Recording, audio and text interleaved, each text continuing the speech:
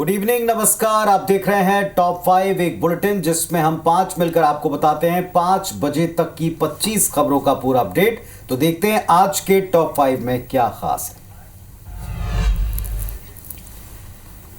आज एक नया विवाद खड़ा हो गया। संसद में इंडी गठबंधन की संख्या बढ़ते विपक्षी दलों के सांसद अपनी हर वो बात मुखरता से कहने लगे हैं जो पिछली सरकारों के वक्त शांत होती थी, नहीं कही जाती थी।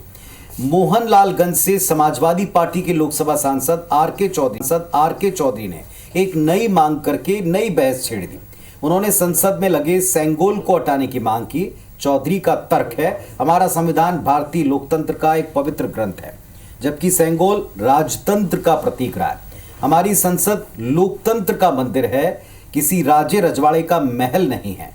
आर के चौधरी के बयान पर सपा अध्यक्ष अखिलेश यादव ने सफाई लगाते हुए कहा कि मुझे लगता है कि हमारे सांसद ऐसा इसलिए कह रहे होंगे क्योंकि जब सेंगोल स्थापित किया गया था तो पीएम ने इसे प्रणाम किया था, जबकि शपथ लेते समय वो ऐसा करना भूल गए। इस मामले पर मीसा भारती और भाजपा सांसद रवि किशन ने भी अपने रिएक्शंस दिए हैं। सेंगोल तमिल भाषा का शब्द है, उसका हिंदी माने है राजदंड।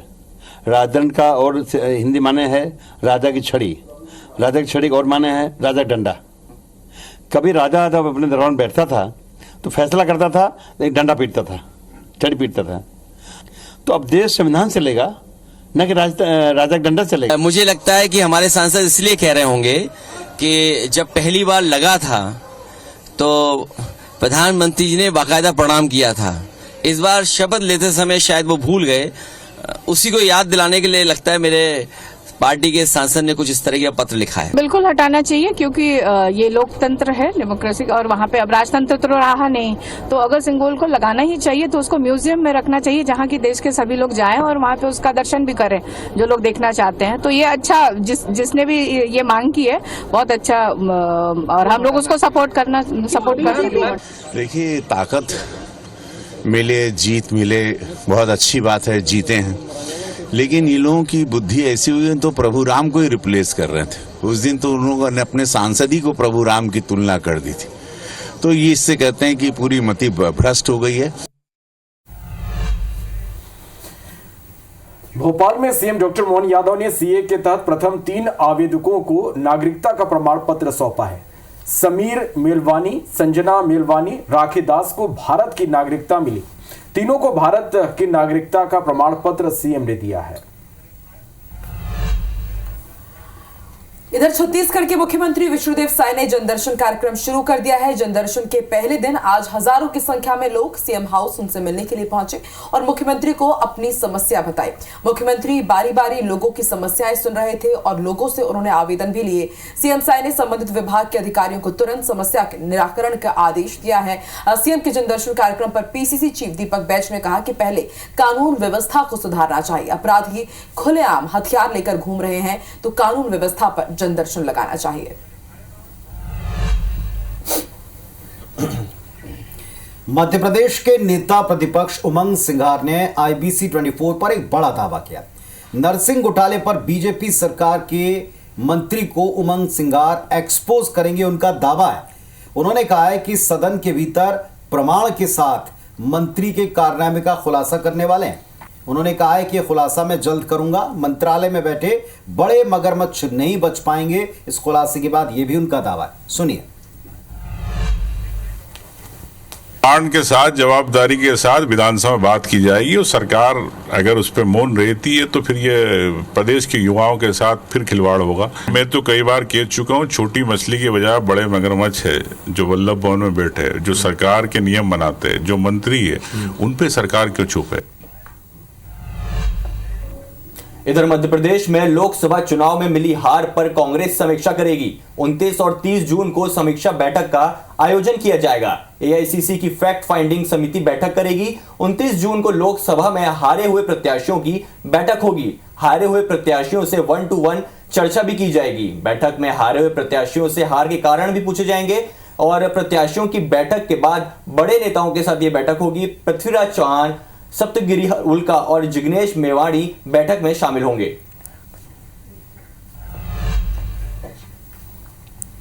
तो बुधनी विधानसभा सीट से केंद्रीय कृषि एवं ग्रामीण विकास मंत्री शिवराज सिंह चौहान इस्तीफा दे चुके हैं।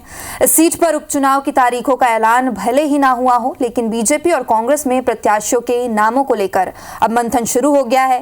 बीजेपी से विदिशा से पूर्व सांसद रमाकांत भार्गव का नाम सबसे आगे है। भार्गव शिवराज के भरोसेमंद पुराने साथी हैं। भार्गव के अलावा वर्ष 2005 में शिवराज के सीएम बनने पर उनके लिए अपनी विधायकी छोड़ने वाले राजेंद्र सिंह राजपूत के नाम पर भी पार्टी में विचार चल रहा है। कार्तिकेय चौहान भी टिकट की दौड़ में सक्रिय हैं, लेकिन परिवारवाद के चलते पार्टी उनके नाम पर विचार करेगी या नहीं, इस पर अभी सस्पेंस बना हुआ है। इधर कांग्रेस से सबसे आगे महेश राजपूत की दावेदारी है, जो 2008 में शिवराज सिंह के खिलाफ चुनाव लड़ चुके हैं। समाजवादी पार्टी से कांग्रेस में आए किसान नेता अर्जुन आर्य के नाम पर भी विचार चल रहा है। दोनों ही कमलनाथ के करीबी माने जाते हैं।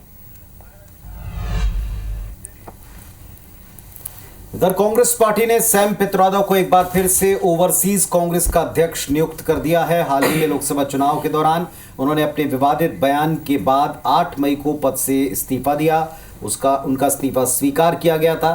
सैम की नियुक्ति को लेकर कांग्रेस ने बुधवार को एक प्रेस रिलीज की, जिसमें वरिष्ठ नेता केसी वेणुगोपाल ने कहा, सैम पित्रोदा को तत्काल प्रभाव से भारतीय ओवरसीज कांग्रेस का अध्यक्ष फिर से नियुक्त किया गया है। तो दरअसल आप देखें, भारत के सबसे बड़े वक्त चुनाव के समय, लोकतंत्र के उत्सव चुनाव के समय सैम पित्रोदा ने एक नहीं दो बार कंट्रोवर्शियल बयान दिए थे, जिससे कांग्रेस की किरकिरी हुई। और आखिरकार 8 मई को सैम पित्रोदा ने जब भारत की तुलना दुनिया के विभिन्न क्षेत्रों में अलग अलग रंग वाले लोगों से की थी, देशों से की थी, नागरिकों की तुलना, उस बयान के बाद उन्होंने ये पद छोड़ दिया था, इस्तीफा मंजूर हुआ था। लेकिन अब जबकि कांग्रेस पार्टी सीटों की संख्या बढ़ाकर विपक्ष के नेता के तौर पर राहुल गांधी की शपथ हुई, उसके तुरंत कुछ ही घंटों के बाद उनको वापस उसी पद पर आसीन किया है और बाकायदा इसको लेकर प्रेस नोट भी जारी हो गया है।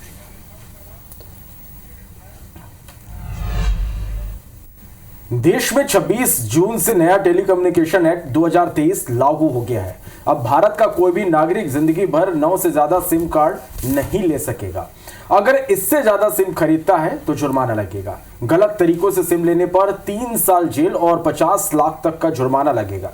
नया कानून सरकार को राष्ट्रीय सुरक्षा कारणों से किसी भी टेलीकॉम सर्विस या नेटवर्क और मैनेजमेंट को टेक ओवर करने या उसे सस्पेंड करने की अनुमति देता है। युद्ध जैसी स्थिति में जरूरत पड़ने पर सरकार टेलीकॉम नेटवर्क पर मैसेजेस को इंटरसेप्ट कर सकेगी।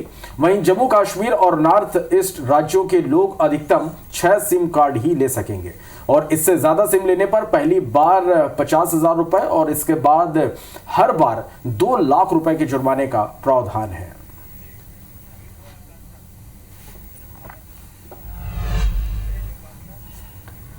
पूर्व डिप्टी पीएम लालकृष्ण आडवाणी की तबीयत में लगातार गिरावट देखी जा रही है, जिसकी वजह से आडवाणी को दिल्ली एम्स में भर्ती कराया गया है। आडवाणी फिलहाल न्यूरोलॉजी डिपार्टमेंट के डॉक्टर्स की निगरानी में।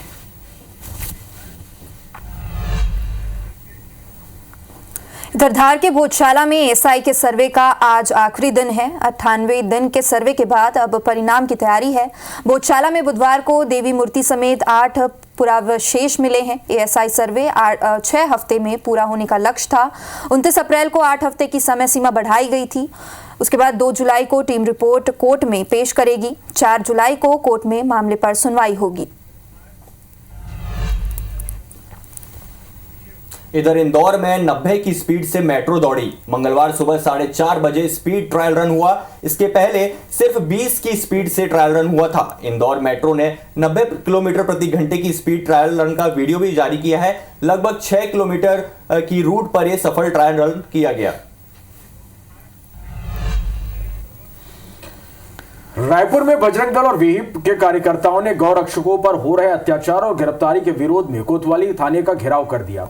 धरने से पहले बजरंग दल, विश्व हिंदू परिषद और संत समिति के कार्यकर्ताओं ने मोती बाग से रैली निकाली। उप मुख्यमंत्री अरुण साव भी मौके पर पहुंचे और उनकी मौजूदगी में बैठक हुई।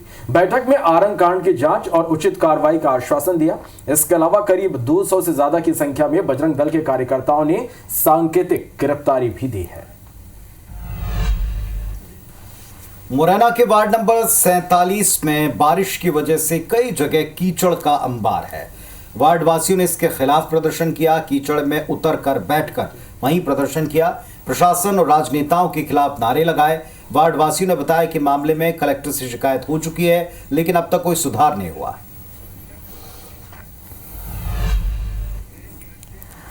वहीं दमोह में ट्रिपल हत्याकांड मामले में मृतकों के परिजनों ने मदद की गुहार लगाई है। परिजनों ने एक वीडियो जारी किया है जिसमें दमोह पुलिस पर आरोप लगाए गए हैं कि आरोपी खुलेआम घूम रहे हैं, हम दहशत में छिपने को मजबूर हैं। बता दें कि बीते दिनों एक ही परिवार के 3 लोगों की हत्या की गई थी। राजा गोलू किला ने कड़ी से कड़ी सजा दी जाए, हो तो जहाँ मिल जाओ तो गोली मारी जाए। हमारे हत्यारे ऐसे घूम रहे हैं, का पता करे हमारों की जान ले ले। वैसे ही हमारे 4 से जाने बचे, 3-4 जनों को तो मर्डर करता है। तुम्हारे से विनती कर रहे हैं कि हमारे सजा से बचाओ, और जे हत्यारे फिर रहे हैं उनके लाने गोली मारो, चाहे जब फांसी देने जैसो करने ऊंसो करो, मनो हमारो न्याय दे। इधर श्योपुर में 2 गुटों में खूनी संघर्ष हो गया। दोनों पक्षों में जमकर लाठी डंडे चले, धारदार हथियारों से भी हमला किया गया। घटना में 9 लोग घायल हुए हैं, सभी का इलाज जारी है। रंजिश के चलते दोनों गुट आपस में भिड़े। देहात थाना क्षेत्र के अजापुरा गांव की घटना है। इंदौर में महाराष्ट्र से आए एक युवक को चौराहे पर गोली मार दी गई। युवक महाकाल मंदिर दर्शन के लिए जा रहा था। घायल युवक को अस्पताल में भर्ती कराया गया है। वहीं पुलिस आरोपी की तलाश में जुटी है। बल्हारगंज थाना पुलिस इस मामले की जांच कर रही है। इधर दतिया में कर्ज चुकाने को लेकर 3 भाइयों में विवाद हो गया। बड़े भाई ने 2 भाइयों को पीटा। आरोपी के पास से एक कट्टा भी बरामद किया गया है। ग्रामीण ने आरोपी को पुलिस के हवाले किया। दूर सड़ा थाना क्षेत्र के खिरिया गोंगे गांव की घटना है।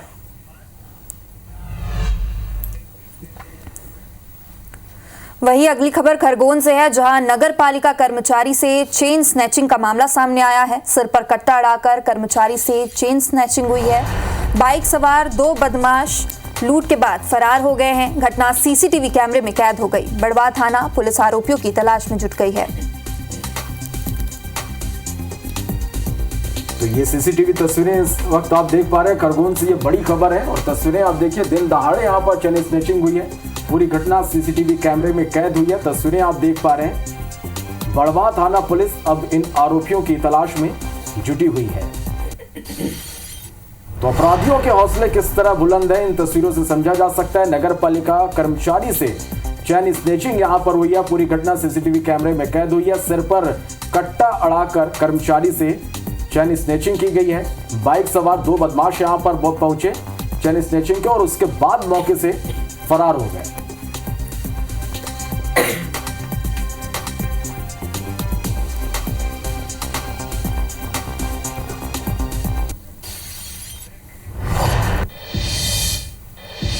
इधर बेमेतरा में भीषण सड़क हादसा हो गया। हाईवा में पीछे से कंटेनर जा घुसा। टक्कर के बाद कंटेनर में आग लग गई। कंटेनर सवार 2 लोगों की जलने से मौत हो गई।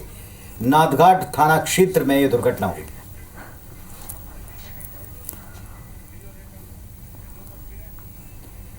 देखें आप जरा, कंटेनर सवार 2 लोगों की जलने से मौत हुई है। ये 2 तस्वीरें इससे जुड़ी हैं। एक तरफ जलने के बाद जिस तरह का वहां भयानक मंजर था, पीछे से जब जा घुसा ये ट्रक उसमें, और दूसरी तरफ इस दुर्घटना का सीसीटीवी फुटेज है। देखें आप, ये 2 तस्वीरें, टक्कर के बाद कंटेनर में भीषण आग लग गई। और देखिए टक्कर कैसे हुई, इसका भी सीसीटीवी फुटेज आ चुका है। ये 2 तस्वीरें आपको इससे जुड़ी दिखा रहे हैं। कुछ सेकंड्स लगे टक्कर के बाद, इसमें भीषण आग लग गई। हाईवा में पीछे से जाकर एक कंटेनर जा घुसा है। बेमेतरा में भीषण हादसा हुआ। यह दुर्घटना और गंभीर हो सकती थी। टक्कर के बाद कंटेनर में आग लग गई। 2 लोगों की जलकर मौत हो गई। सबसे दुखद पहलू इसका।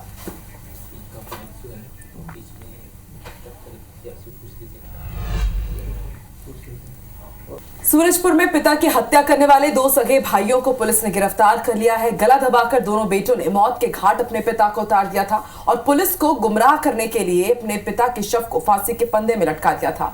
तेंदुपत्ते के पैसे को लेकर पिता और पुत्रों में विवाद हुआ था। रेवटी थाने के गोवर्धनपुर गांव का यह मामला है। मध्य प्रदेश नर्सिंग कॉलेज फर्जीवाड़े के तार इंदौर से जुड़ते नजर आ रहे हैं। इंदौर एमजीएम कॉलेज के 9 डॉक्टर जांच के घेरे में हैं। प्रदेश भर में 50 डॉक्टरों के खिलाफ जांच होनी है। 50 में से 9 डॉक्टर इंदौर में पदस्थ हैं। डॉक्टरों पर फर्जी कॉलेजों को मान्यता दिलाने का आरोप है। एमजीएम कॉलेज के डीन को 9 डॉक्टरों से जवाब लेने की जिम्मेदारी दी गई है। डीन ने सभी 9 डॉक्टरों को कारण बताओ नोटिस जारी किया है। 3 दिन में डॉक्टर्स को जवाब देना होगा और संतोषजनक जवाब नहीं मिलने पर डॉक्टरों को निलंबित किया जा सकता है। इधर अंबिकापुर में तेज रफ्तार ट्रक ने युवक को कुचल दिया। हादसे में युवक की मौके पर मौत हो गई। आक्रोशित ग्रामीणों ने चक्का जाम किया है। वहीं मौके से आरोपी ट्रक चालक फरार हो गया है। लखनपुर थाना क्षेत्र के रजपुरी बस स्टैंड के पास की यह घटना है। वहीं ग्वालियर में इनामी बदमाशों का पुलिस ने जुलूस निकाला है। बदमाशों ने ट्रैफिक पुलिस कर्मियों के साथ मारपीट की थी। आरोपी रौनक बाथम पर 5,000 रुपए का इनाम घोषित था। कल आरोपी ने रौनक बाथम के घर पर दबिश दी थी। कंपू थाना पुलिस ने कार्रवाई की है। टीकमगढ़ में संदिग्ध अवस्था में 5 साल की बच्ची का शव मिला। आलमपुरा गांव में तालाब के नजदीक बच्ची का शव मिला, जिसके सिर पर चोट के निशान हैं। परिजनों ने हत्या की आशंका जताई है। पुलिस अब इसकी जांच कर रही है। भोपाल में एटीएम कार्ड की क्लोनिंग कर ठगी का मामला सामने आया। युवक से 40,000 रुपए की ठगी की गई। दानिश कुंज एटीएम में युवक का कार्ड फंस गया था। हबीबगंज नाका एटीएम से निकाले गए रुपए पीड़ित युवक ने कोलार पुलिस में शिकायत की है। बता दें कि शहर में बीते 2 दिन में एटीएम क्लोनिंग की 2 घटना सामने आई है। इधर जबलपुर के नवनिर्मित डुमना एयरपोर्ट पर आज हादसा हो गया। एयरपोर्ट में कैनोपी का छज्जा गिर गया और लग्जरी कार इस हादसे में बुरी तरह क्षतिग्रस्त हुई। गनीमत यह रही कि ड्राइवर बाल बाल बच गया। आयकर अधिकारी की कार बताई जा रही है। और वहीं जिला प्रशासन इंदौर इन दिनों फायर सेफ्टी को लेकर गंभीर नजर आ रही है। हर दिन इंदौर के कई इलाकों में G+3 बिल्डिंग की फायर सेफ्टी जांची जा रही है। इस दौरान फायर सेफ्टी उपकरणों की गैर मौजूदगी पर सील करने की कार्रवाई भी लगातार जारी है। गुरुवार को आदित्य बिरला ग्रुप के स्टाइल अप शोरूम को सील कर दिया गया था। और एक बड़ा अपडेट आपको दे दें, रायपुर में कोयला घोटाले के आरोपियों की रिमांड बढ़ गई। आरोपी हेमंत और चंद्र प्रकाश जायसवाल की पुलिस रिमांड की अवधि बढ़ गई। 1 जुलाई तक रिमांड बढ़ा दी गई है। ईओडब्ल्यू जायसवाल बंधुओं से पूछताछ जारी रखेगी। तो कोयला घोटाले में आरोपियों की रिमांड अवधि बढ़ गई। 1 जुलाई तक आरोपी हेमंत और चंद्र प्रकाश जायसवाल पुलिस कस्टडी में होंगे और उनसे पूछताछ होगी।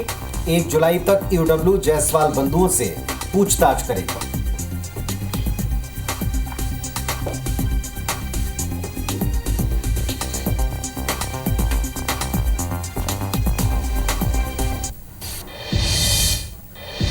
तो टॉप 5 में आज के लिए बस इतना ही, लेकिन लगातार खबरों के अपडेट्स के लिए आप देखते रहें आपका पसंदीदा नंबर 1 न्यूज चैनल IBS 24। हमें इजाजत दीजिए। नमस्कार।